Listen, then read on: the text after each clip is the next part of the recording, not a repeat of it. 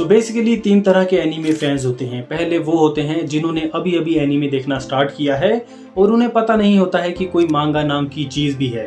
दूसरे फैन वो होते हैं जिन्हें ये तो पता है कि जो ये एनीमे देख रहे हैं वो किसी मांगा नाम की चीज़ से अडेप्ट हुई है और उन्होंने थोड़े बहुत पैनल ऑनलाइन देखे होते हैं, पर वो कभी मांगा को जाकर रीड नहीं करते हैं। तीसरे फैन वो होते हैं जो कि मांगा को भी रीड करते हैं और उसी के साथ एनीमे को भी देखते हैं। तो आज की वीडियो में हम यही बात करेंगे कि ये मांगा नाम की चीज क्या है और इसका ओरिजिन कैसे हुआ और मांगा को बनाया कैसे जाता है और कैसे जो मांगा है वो कॉमिक से काफी ज्यादा डिफरेंट है। तो आज की वीडियो में हम मांगा के ही बारे में बात करेंगे, पर उससे पहले तुम वीडियो को लाइक कर दो और तुम्हें पता है चैनल के साथ क्या करना है। तो अगर हम मांगा की बात करें तो तुम मांगा को बेसिकली एक जापानीज कॉमिक बुक या फिर ग्राफिक नोवेल भी बोल सकते हो, पर अगर तुम इसे ऊपर से देखते हो तब तो ये सेम है। पर अगर तुम मांगा में डीप जाओगे, ज़्यादा रिसर्च करोगे तो तुम्हें पता लगेगा कि मांगा इनसे काफ़ी ज़्यादा डिफरेंट है। तो पहले तो हम ये बात कर लेते हैं कि ये जो मांगा है उसका ओरिजिन कब हुआ और क्या ये कॉमिक बुक से इंस्पायर्ड होके बनी है। तो पहले हम इसी के बारे में बात कर लेते हैं। तो पहले हम कॉमिक्स के बारे में बात कर लेते हैं। तो कॉमिक्स की शुरुआत हुई थी लेट 80s में। सबसे पहले ये हमें न्यूज़पेपर में देखने के लिए मिली थी, पर अगर हम सबसे पहले कॉमिक की बात करें तो ये हमें 1895 में देखने के लिए मिली थी और इस कॉमिक का नाम था द येलो किड। तो हम इसे पहली कॉमिक बोल सकते हैं। तो अगर हम बात करें तो कॉमिक पहले आई थी और इसके बाद जो मांगा है वो फेमस हुई। तो तुम एक तरीके से ये बोल सकते हो कि जो आज की मांगा है वो कॉमिक से ही इंस्पायर हुई है। पर दूसरी तरफ इसमें एक ट्विस्ट है।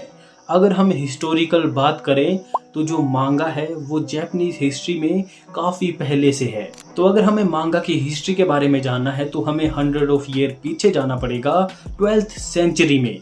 In 12th century, animal scrolls known as Chojujin Butsugiga are often cited as early predecessors. So 100 of century पहले ये जो स्क्रोल थे, गीगा स्क्रोल, ये जापान में काफ़ी ज़्यादा पॉपुलर थे और इन्हीं से जो इन्फॉर्मेशन है वो यहाँ से वहाँ पहुँचती थी। इसमें जो ज़्यादातर ड्राइंग का यूज़ होता था किसी भी चीज़ को पोर्ट्रे करने के लिए। तो तुम एक तरीके से इसे अर्ली स्टेज बोल सकते हो मांगा की। और इसके बाद 1840s में हमें मांगा का एक और स्टेप देखने के लिए मिला। In 1814, Katsushika Hokusai published sketch collections called Hokusai Manga. तो ये जो होकुसाई मांगा था इसमें काफ़ी सारी कलेक्शन थी डिफरेंट स्केच की। तो इसके नाम से तुम समझ गए होगे कि मांगा का जो नाम है वो यहीं से ही आया है। पर अभी तक मांगा पूरे तरीके से क्रिएट नहीं हुई थी। मांगा की जो मेनली शुरुआत है वो हुई है वर्ल्ड वॉर 2 के बाद। Modern manga really took shape after World War II.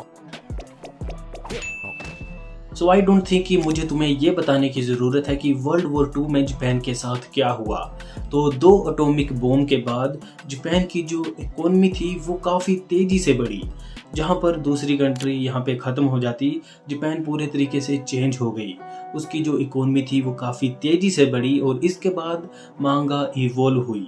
तो ये जो मांगा है वो ओवरनाइट ही अपेयर नहीं हो गई थी, इसको इवॉल्व होने में सेंचुरीज का टाइम लगा है। तो मांगा की स्टार्टिंग का जो क्रेडिट है वो थोड़ा बहुत कॉमिक्स को भी जाता है, क्योंकि पहले कॉमिक्स ही आई थी और वो काफ़ी ज़्यादा पॉपुलर हुई थी।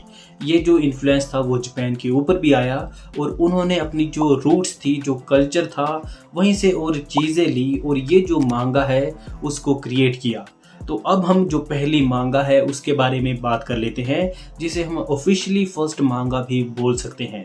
तो जो फर्स्ट मांगा थी उसको बनाने का क्रेडिट जाता है ओसामू टीजुका को। आई थिंक मैंने इनका नाम अच्छे से प्रोनाउंस नहीं किया है, पर इन्होंने जो मांगा बनाई थी आई थिंक उसका नाम तुमने कहीं ना कहीं सुना होगा, क्योंकि इन्होंने क्रिएट किया था एस्ट्रो बॉय को। सो आई थिंक तुमने ये वाली इमेज तो देखी ही होगी और इसका नाम भी सुना होगा।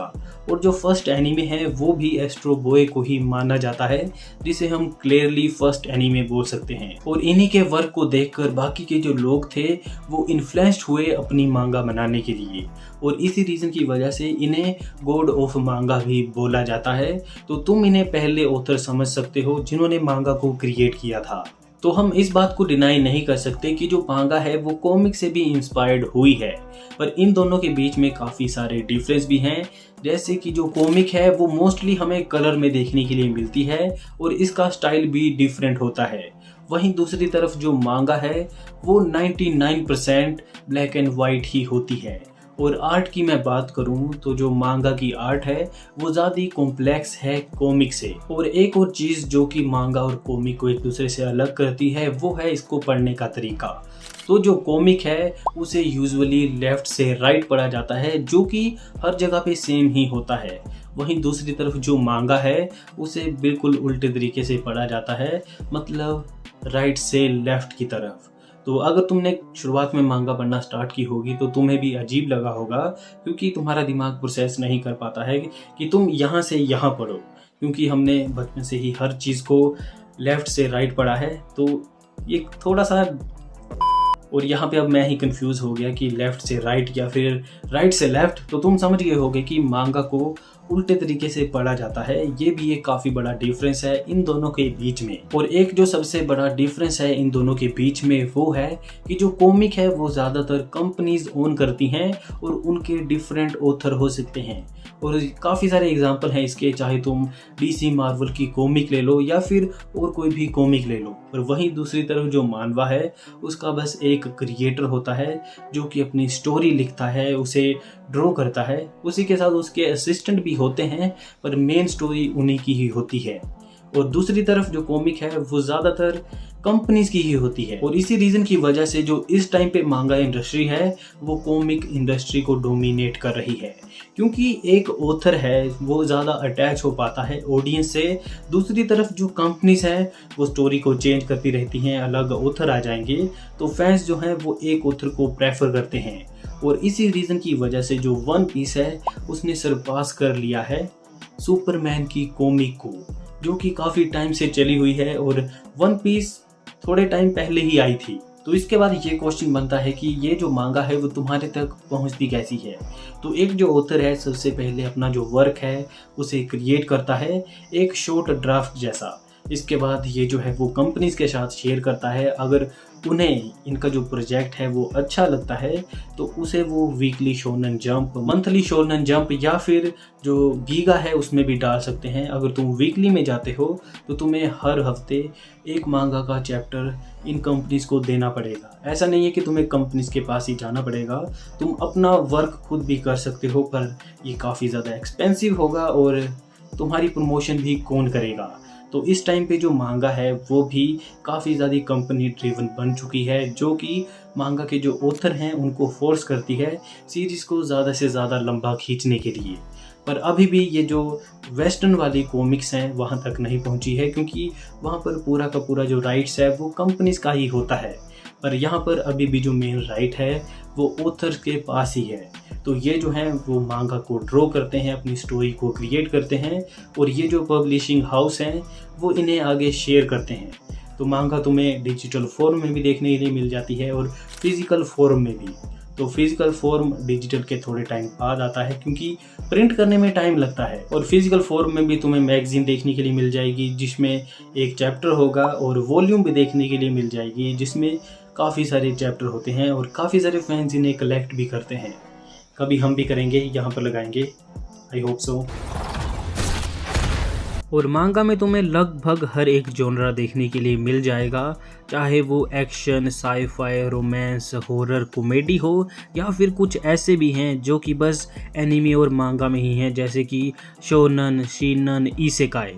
और ये जो जॉनरा है वो एक तरीके से मांगा और एनिमे ने ही फेमस किए हैं और क्रिएट भी किए हैं। तो यहाँ तक तो हमने जो मांगा इंडस्ट्री है उसकी पॉजिटिव चीज़ों के बारे में ही बात की है, पर मांगा का एक डार्क साइड भी है, जहाँ पर जो ऑथर्स हैं उनको फोर्स किया जाता है वीकली चैप्टर देने के लिए। इसी रीज़न की वजह से अगर तुम मोस्टली जो मांगा के ऑथर हैं उनको देखोगे तो उनकी जो हेल्थ है वो कभी भी ठीक नहीं रहती है। और इसका जो मेनली एग्जाम्पल है वो है हंटर हंटर के ऑथर, क्योंकि उनका जो मांगा का चैप्टर है वो एक साल में 1-2 बार आता है, वो भी काफ़ी ज़्यादा मुश्किल है। दूसरी तरफ काफ़ी सारे एग्जाम्पल हैं जो कि अपनी हेल्थ इशू की वजह से सीरीज़ को छोड़ देते हैं। या फिर उन्हें अपनी जो सीरीज़ है उसे डिले करना पड़ता है। और इसके काफ़ी सारे एग्जाम्पल देखने के लिए मिल जाएंगे तुम्हें मांगा इंडस्ट्री में, और लगभग हर एक जो मांगा का ऑथर है वो इस चीज़ को फेस करता है, बस एक ऑथर को छोड़कर जो कि हैं वन पीस के क्रिएटर ओडा सेंसे। तो जो कंपनीज हैं वो इनको इतना ज़्यादा फोर्स नहीं कर सकती हैं, क्योंकि इस वक्त मांगा इंडस्ट्री की जो टॉप मांगा है वो है वन पीस। वो सुपरमैन को सरपास कर चुकी है, और उनके जो ऑथर हैं वो आज तक की जितनी भी बुक्स लिखी हुई हैं उनके ऑथर की लिस्ट में नंबर 5 या फिर 6 पर हैं। तो तुम इसी बात से अंदाज़ा लगा लो कि मांगा कितनी ज़्यादा पॉपुलर हो चुकी है। और अगर हम इन मांगा ऑथर की इनकम के बारे में बात करें तो वो भी कुछ ज़्यादा अच्छी नहीं है, क्योंकि तुम्हें तो पता ही है कि जापान का जो वर्क कल्चर है वो कैसा है। पर पीछे कुछ न्यूज़ आई थी कि ये जो मांगा ऑथर हैं उनकी जो इनकम है वो बढ़ाई जा रही है, इन्हें पर चैप्टर पैसे मिलते हैं, इन्हें जो कलर स्प्रेड होते हैं उसके लिए अलग से पैसे दिए जाते हैं। और पीछे न्यूज़ आई थी कि जो शियोशा है, जो शोनन जंप है, वो इनकी जो इनकम है उनको इंक्रीज़ कर रहे हैं। सो आई होप आगे जाकर इनकी जो इनकम है वो और ज़्यादा बढ़े, क्योंकि वेस्टर्न ऑथर के कंपैरिजन में ये इतनी ज़्यादा मनी अर्न नहीं कर पाते हैं। वहीं दूसरी तरफ जब इनकी एनीमे आती है तो वहाँ पर इन्हें थोड़ा सा कट मिलता है। ऐसा नहीं है कि एनीमे से ये बहुत ज़्यादा पैसा कमाते हैं, पैसा तो बस जो मेन कंपनीज़ हैं, जो स्टूडियोज़ हैं, वही कमाती हैं। तो ये थी मांगा। आई थिंक मैंने इस वीडियो में मांगा से रिगार्डिंग हर एक चीज़ बता दी है। इसके अलावा भी काफ़ी सारी टेक्निकल चीज़ें होती हैं कि मांगा को कैसे क्रिएट किया जाता है, उसमें कैसे पैनल क्रिएट किए जाते हैं, कैसे करैक्टर क्रिएट किए जाते हैं, तो वो तो अलग टॉपिक हो गया। और मेरा प्लान है कि एक और वीडियो बनाएंगे जहाँ पर हम जो मांगा है, जो कॉमिक है, जो मानवा है और जो डोंगवा है, इन तीनों को कंपेयर करेंगे और ये बात करेंगे कि कैसे ये एक दूसरे से डिफरेंट है। सो आई होप कि तुम्हें ये वीडियो अच्छी लगी होगी। सो लाइक कर देना, सब्सक्राइब कर देना। तब तक के लिए बाय बाय। आज के लिए फिलहाल इतना ही। आपकी तरह मैं भी मायूस हूँ, लेकिन उम्मीद पर दुनिया कायम है। दिल दुखा है लेकिन टूटा तो नहीं है, और उम्मीद का दामन छूटा तो नहीं है।